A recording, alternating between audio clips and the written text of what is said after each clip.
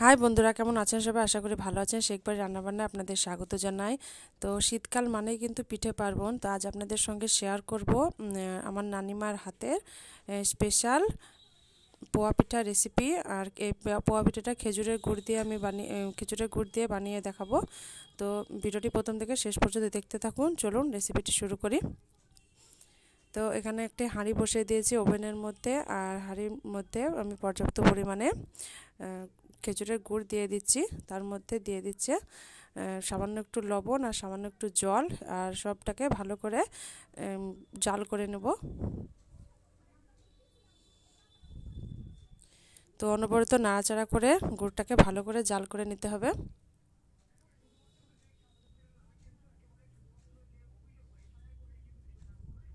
তো ভালো করে জাল করে নিয়ে নামিয়ে নিয়েছে। তারপর এখানে হালকা একটু গুড়টাকে ঠান্ডা করার পরে চালের গুঁড়ো ব্যবহার করেছে। তো চালের গুঁড়োটা দেওয়ার পর ভালো করে নাড়িয়ে চাড়িয়ে মিশিয়ে নিতে হবে গুড়ের সঙ্গে। আর তার মধ্যে সামান্য একটু আটা দিয়ে দেওয়া হয়েছে। আটা দেওয়ার জন্য কিন্তু পিঠেগুলো একদম নরম তুলতুলে হবে। তো সব কিছুকে ভালো মতো নাড়াচাড়া করে মিশিয়ে নিয়েছে।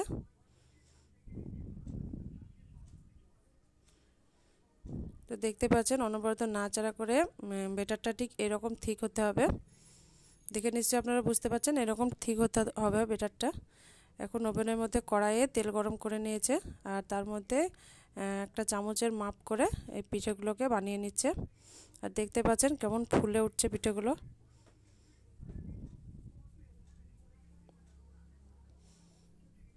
তো এইভাবে আপনারা বাড়িতে অবশ্যই ট্রাই করে দেখবেন। এরকম করে কিন্তু বানালে পিঠেগুলো খুব নরমও হবে আর একদম ফুলকো ফুলকো পিঠে তৈরি হবে।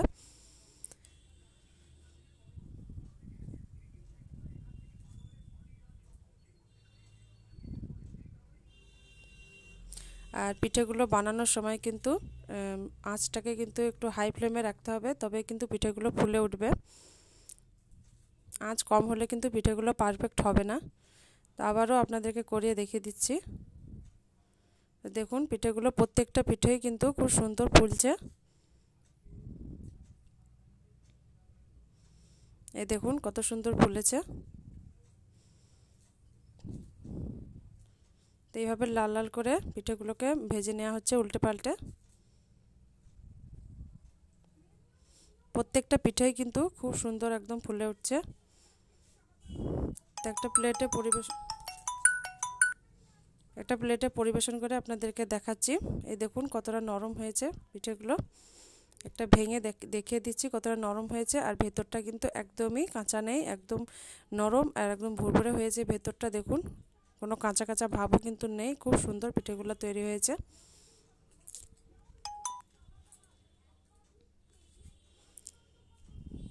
এইভাবে বাড়িতে আপনারা অবশ্যই ট্রাই করে দেখবেন। আশা করছি ভালো লাগবে। ভালো লাগলে কমেন্ট করবেন, সাথে লাইক করবেন, চ্যানেলটিকে সাবস্ক্রাইব করে বেল আইকনটি প্রেস করে রাখবেন, যাতে নিত্য নতুন ভিডিওর আপলোড সবার আগে আপনাদের কাছে পৌঁছে যায়। আর বেশি বেশি করে রেসিপিটাকে শেয়ার করবেন। সবাই ভালো থাকবেন, সুস্থ থাকবেন। আজকের মতন বিদায় নিচ্ছি। দেখা